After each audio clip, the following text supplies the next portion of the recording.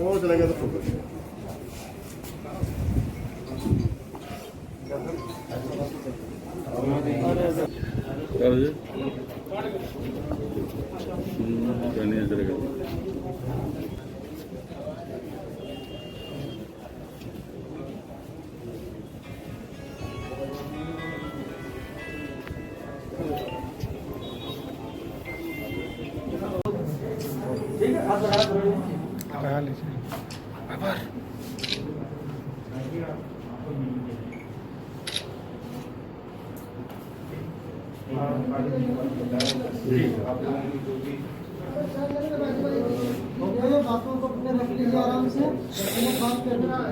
दो लाइन की मतलब यही है कि देखिए हम लोग का बड़ी समस्या है।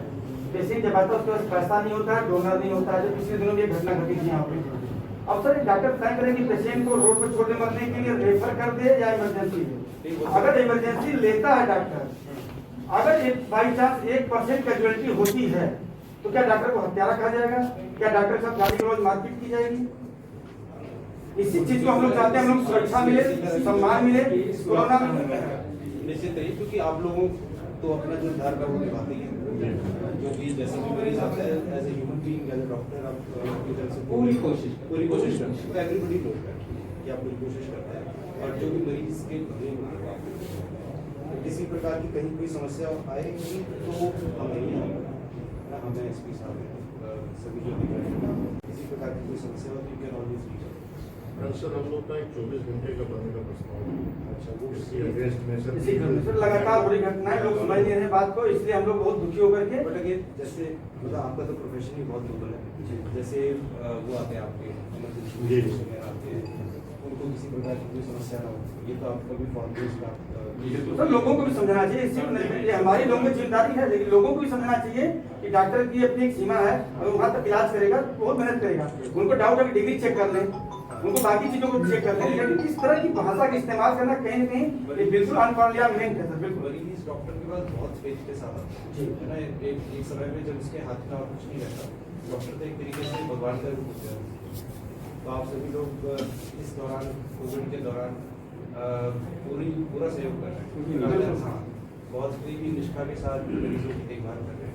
तो मैं यही कहूँगा कि आप ये चीज़ आप करते रहिए और कहीं पर भी कोई समस्या है तो हमें बिल्कुल एक काम करें, किसी भी हॉस्पिटल में सरकार एडमिनिस्ट्रेशन हमेशा सपोर्ट करें।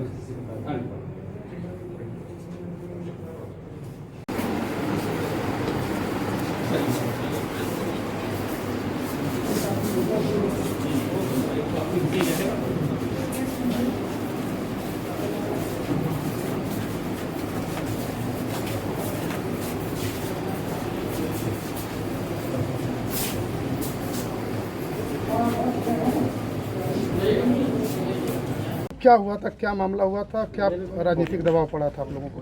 और राजनीति के बारे में तो मुझे नहीं पता ज़्यादा कुछ। नहीं, अस्पताल में कौन गया था, क्या बात हुई थी, पूरी बात बताइएगा। मैं पेशेंट के बारे में आपको बता सकती हूँ कि पेशेंट की क्या सिचुएशन थी। पेशेंट जब हमारे पास आई तो काफ़ी क्रिटिकल कंडीशन में आई थी। इम्पेंडिंग रप्चर था और पेशेंट का पहले एक सेक्शन हो चुका था और दूसरा उसका बच्चा था और पेशेंट का हीमोग्लोबिन 5 ग्राम था पेपर पे हीमोडायनेमिकली, लेकिन clinically patient was less than 4 और इट वाज अराउंड 3 और 4। और उसके बाद फिर पेशेंट के घर वालों को भी सारा कुछ समझाया गया था कि पेशेंट का हीमोग्लोबिन इतना कम है, पेशेंट की कंडीशन क्रिटिकल है। साथ के साथ बच्चे की धड़कन भी कम हो रही थी, 90 से 110 के आसपास उस बच्चे की हार्ट बीट थी, 130 हम लोग नॉर्मल मानते हैं। उसके बाद फिर बच्चे की धड़कन भी कम हो रही थी, मदर का भी इम्पेंडिंग रप्चर था। अगर हम ऑपरेट इमीडिएटली नहीं करते तो मदर का यूट्रस रप्चर करता और रप्चर के बाद ऑटोमेटिकली पेशेंट की भी जान जाती और बच्चे की भी जान जाती। लेकिन बच्चे को बचाने के लिए साथ के साथ इमीडिएटली कार्रवाई करने के लिए, पेशेंट का ट्रीटमेंट स्टार्ट करने के लिए हमें इमीडिएटली पेशेंट को एडमिट करना पड़ा। जब उनको ब्लड के लिए बोला गया तो they didn't have even a single person to donate a blood, not even a single point. उनके पास कोई भी नहीं था ब्लड डोनेट करने के लिए। हमारे अपने स्टाफ 4 लोगों ने मिलकर के ब्लड डोनेशन करा। मैक्सवेल में ब्लड का धंधा नहीं होता, यहाँ पे आप डोनेट करोगे ब्लड, आपको तभी ब्लड मिलता है।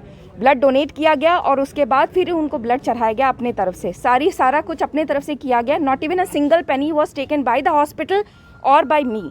बट स्टिल आफ्टर एवरीथिंग, इन सब चीज़ होने के बावजूद भी दूसरे दिन या तीसरे जब पेशेंट एक्सपायर की, patient survive for 36 hours on the ventilator, और उसके बाद फिर सर्वाइव करने के बाद बच्चा भी वेंटिलेटर पे गया, मदर भी गई। बच्चा वेंटिलेटर से 24 आवर्स के बाद बाहर निकल गया था, लेकिन मदर वेंटिलेटर पे थी। आफ्टर 36 आवर्स समहाउ मतलब शी कुडंट कोप अप, और हीमोडायनेमिक कंडीशंस के कारण एंड सेवरल अदर कंडीशंस के कारण शी एक्सपायर्ड। लेकिन बेबी वॉज अलाइव, बेबी जिंदा था, मदर एक्सपायर कर गई। ये सब होने के बाद ये इस तरह की कैजुअलिटी होती है। घर वालों को समझा दिया गया था, मरीज़ के हस्बैंड को, उनकी ननद को, उनके भाई को, सब कुछ समझाने के बाद किया गया था। हम तो इनफैक्ट डीओटी की कंसेंट लेकर के ओटी में घुसे थे, उनको ये भी समझा दिया गया था कि मरीज़ की मौत ऑपरेशन टेबल पे भी हो सकती है। ऐसा नहीं था कि हमने बिना समझाए हुए उनको ऑपरेशन किया हो, सब कुछ समझा कर हमने लिखित में लिया था, सब कुछ समझाने के बाद ही ऑपरेशन किया था। उसके बाद भी इस तरह के लोग, अगर पेशेंट एक्सपायर कर जाती है, अगर 1% मोर्टालिटी होती है, आपको भी पता है कि आज के डेट में फीमेल मैटरनल मोर्टालिटी कितनी ज़्यादा होती है।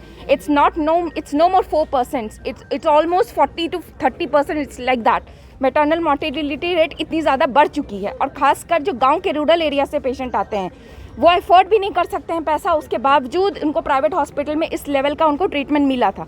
उसके बावजूद कुछ बाहर से लोग आते हैं एंड देन दिन भर हम काम करते हैं, और कोविड में even we have privilege to stay at home, हम घर में रह सकते हैं, बट हम घर में नहीं रहते। इमरजेंसी में, इमरजेंसी आपको पता भी, उस इमरजेंसी पेशेंट में we don't have even enough time कि हम उसका कोविड भी कराएं। वो पेशेंट पैल्पिटेशन, ब्रेथलेसनेस के साथ आई थी, अपने आप को रिस्क में रह करके मैंने ऑपरेट करा, और उसके बाद फिर ऑपरेशन के बाद इस तरह की हरकत की, अगर पेशेंट 1% मोर्टालिटी में चली गई, पेशेंट इस तरह से एक्सपायर कर गई, तो उसके बाद फिर हॉस्पिटल पे आ करके तोड़फोड़ मचाना, गाली गलौज करना, इट्स जस्ट नॉट डन।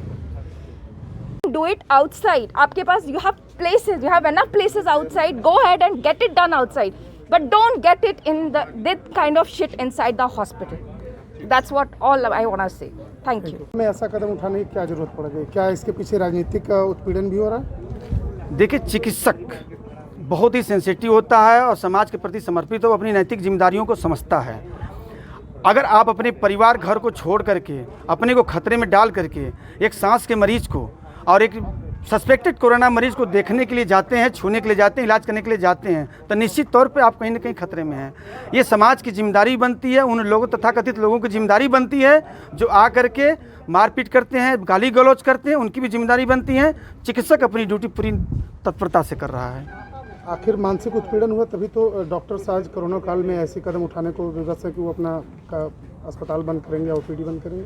तमाम घटनाएं हो रही हैं, तमाम घटनाएं रही। इस घटनाओं को जो चंदौली जनपद से ही रिलेटेड है और चंदौली जनपद से रिलेटेड अन्य हॉस्पिटलों में भी हुए। जैसे कि पिछले दिनों आप लोगों ने देखा, एक हॉस्पिटल की सूचना आ रही है, एक जो है पूर्व विधायक जी के द्वारा जिस तरह से संज्ञान चीज़ों को, तथ्य को न जानते हुए भी जो घटना, मेरे साथ डॉक्टर अनुराधा जी हैं जो दिल्ली की रहने वाली हैं, मैक्सवेल हॉस्पिटल में आप जो है गायनेकोलॉजिस्ट हैं, आप इनसे पूछेंगे बेहतर ढंग से बनाएंगे पेशेंट की कंडीशन क्या थी और किस तरह से उसको राजनीतिक रंग दे करके एक चिकित्सकों का सम्मान घटाया जा रहा है और एक अविश्वास की भावना पैदा की जा रही है, जो बहुत ही निंदनीय है।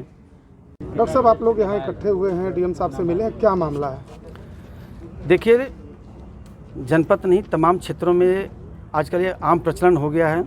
जब मरीज बहुत ही सीरियस होता है, छोटे छोटे जगहों से निकल करके जब बड़े अस्पतालों की तरफ चलता है, तो उसके पास पैसे भी नहीं होते हैं, खून देने वाले लोग भी नहीं होते हैं और उसकी स्थिति काफ़ी गंभीर होती है। लेकिन जब पेशेंट, डॉक्टर मना करता है तो भी लोग विवाद करने की स्थिति में आते हैं, और कैजुअल जब इमरजेंसी को मैनेज करने का प्रयास करता है चिकित्सक, तब लोग तो बहुत ठीक ठाक है।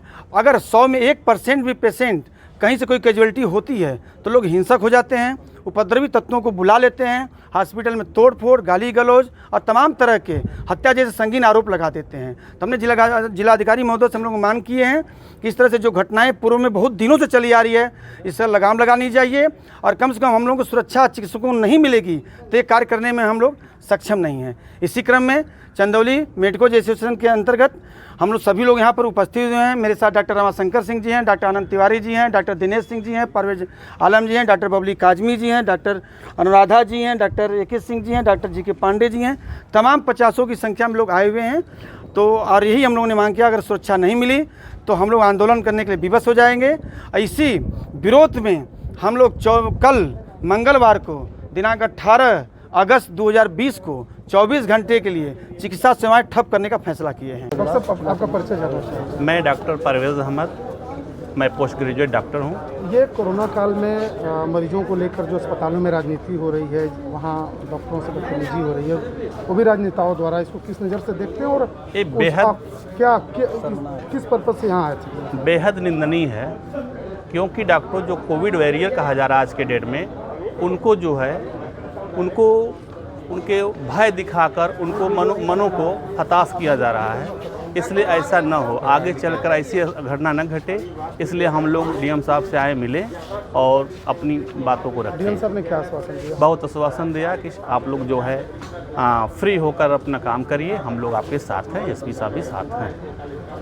आप लोगों ने बंद के लिए भी रखा है 24 घंटे? हाँ, एकदम बंद रखेंगे, क्योंकि हम लोग डरे हुए हैं, सहमे हुए हैं, और डरे सहमे से हम काम नहीं करेंगे तो समाज में और भी कैजुअलिटी होने का चांसेस बढ़ेगा। अगर हम लोग की सुरक्षा अगर नहीं किया गया तो समाज में देखते हुए मरीज को भी हम लोग हाथ नहीं लगाएंगे, और व्यवस्था अगर नहीं हो पाती है तो मरीज की मोर्टलिटी रेट बहुत बढ़ेगी, यहाँ तक कि हम लोग देखते हुए मरीज को कुछ नहीं करेंगे, इस कारण से कि हम लोग के साथ कुछ भी हो सकता है, हम लोग सुरक्षित नहीं हैं। इसलिए समाज में कैजुअलिटी रेट बढ़ेगी। अगर हम लोग की सुरक्षा नहीं किया गया तो समाज में कैजुअलिटी रेट 100% होने का है, और सारे डॉक्टर सहमे हुए हैं, इसलिए हम लोग बाध्य होकर डीएम सर के साथ आए। 24 घंटे का बंद इसीलिए रखें विरोध में? एकदम।